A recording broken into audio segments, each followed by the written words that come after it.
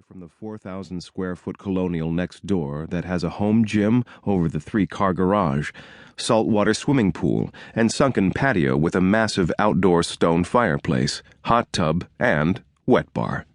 Allison, who takes in their mail and feeds Marnie, the world's most lovable black cat, while they're gone, is well aware that the inside of their house is as spectacular as the outside. She always assumed that their country home must be pretty grand for them to leave all that behind every weekend, particularly since Bob Lewis spends a few nights every week away on business travel as it is. But then, a few months ago, when she and Phyllis were having a neighborly chat, Phyllis mentioned that it's an old lakeside home that's been in Bob's family for 100 years. Allison pictured a rambling waterfront mansion. "It sounds beautiful." "Well, I don't know about beautiful," Phyllis told her with a laugh. "It's just a farmhouse, with clawfoot bathtubs instead of showers, holes in the screens, bats in the attic." "Really?" "Really. And it's in the middle of nowhere. That's why we love it. It's completely relaxing. Living around here, it's more and more like a pressure cooker. Sometimes you just need to get away from it all, you know?" "Yeah," Allison knows. Every 4th of July, the McKennas spend a week at the Jersey Shore, staying with Mack's divorced sister Lynn and her 3 kids at their Salt Breeze Point beach house. This year, Mack drove down with the family for the holiday weekend. Early Tuesday morning, he hastily packed his bag to flee back to the city, claiming something had come up at the office. Not necessarily a far-fetched excuse. Last January, the same week Allison had given birth to their 3rd child, on a Wednesday, and not by scheduled C-section, Mack was promoted to vice president of television advertising sales. Now he works longer hours than ever before. Even when he's physically present with Allison and the kids, he's often attached, reluctantly, even grudgingly, but nevertheless inseparably, to his BlackBerry. "I can't believe I've become one of those men," he told her once in bed, belatedly contrite after he'd rolled over and off her to intercept a buzzing message. She knew which men he was talking about, and she, in turn, seems to have become one of those women.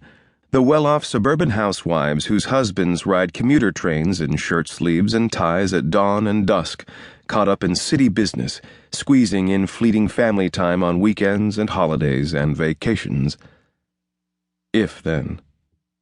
So, no, his having to rush back to the city at dawn on July 5th wasn't necessarily a far-fetched excuse, but it was, Allison was certain, given the circumstances, an excuse. After a whirlwind courtship, his sister, Lynn, had recently remarried to Darryl, a widower with 3 daughters.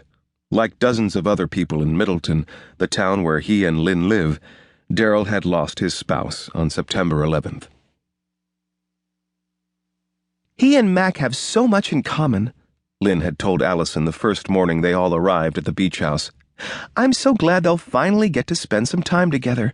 I was hoping they'd have gotten to know each other better by now, but Mack has been so busy lately." He was busy. Too busy, apparently, to stick around the beach house with a man who understood what it was like to have lost his wife in the Twin Towers. There were other things, though, that Darryl couldn't possibly understand. Things Mack didn't want to talk about, ever. Not even with Allison. At his insistence, she and the kids stayed at the beach with Lynn and Darryl and their newly blended family while Mack went home to work. She tried to make the best of it, but it wasn't the same. She wondered then, and continues to wonder now, if anything ever will be the same again. Earlier, before heading up the stairs, Allison had rested a hand on Mack's shoulder. "Don't stay up too late, okay?" "I'm off tomorrow, remember?" Yes, she remembered. He'd dropped the news of his impromptu mini-staycation when he came home from work late Friday night. "Guess what? I'm taking some vacation days." She lit up. "Really? When?" "Now." "Now?" "This coming week, Monday, Tuesday, maybe Wednesday, too." "Maybe you should wait," she suggested, "so that we can actually plan something. Our anniversary's coming up next month. You can take time off then instead, and we can get away for a few days. Phyllis is always talking about how beautiful Vermont is at that